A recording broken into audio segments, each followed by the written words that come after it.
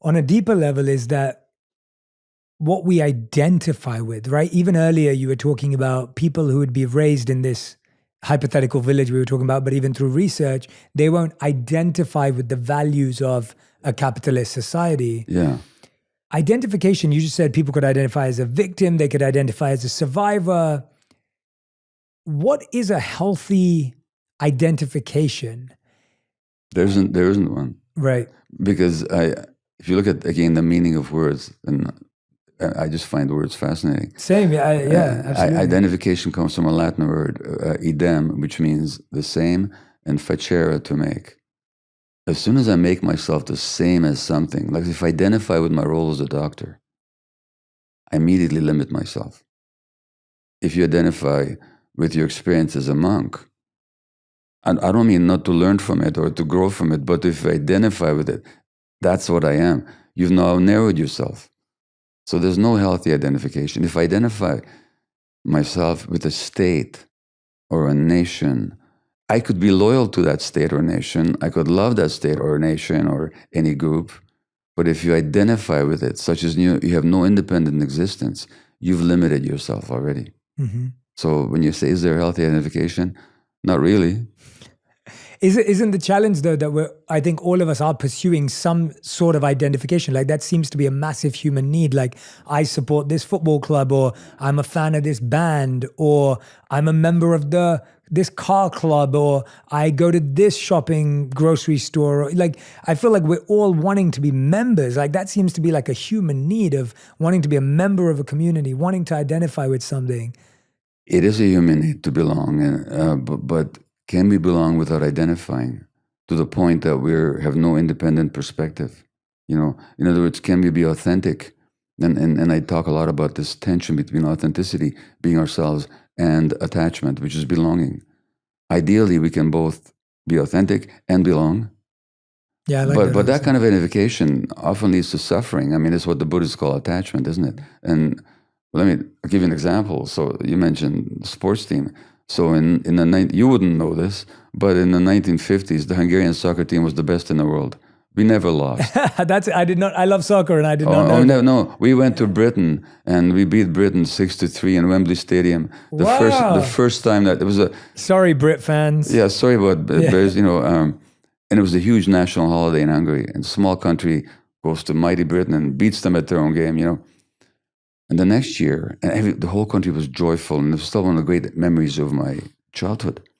The next year, we're in the World Championships, and we're the heavy favorites because we haven't lost for years.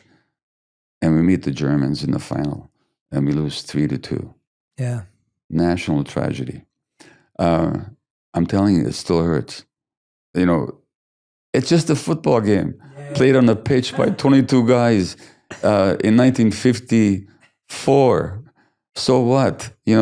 But when there's this over-identification, then that itself brings suffering.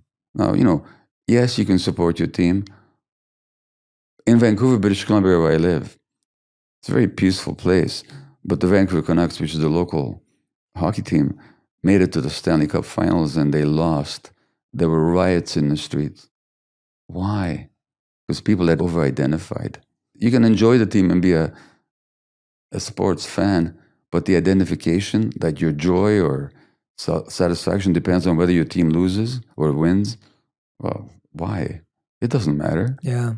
I love that answer for many reasons, because I've had to go through the grief of letting go of past selves, adopting new selves, and then having to realize that none of those were me as my identification. So as you rightly said, when I took off the garbs of a monk, when I took off my robes, it was really tough, because there was a part of my identity, especially at a young age, that was attached even to the outer covering.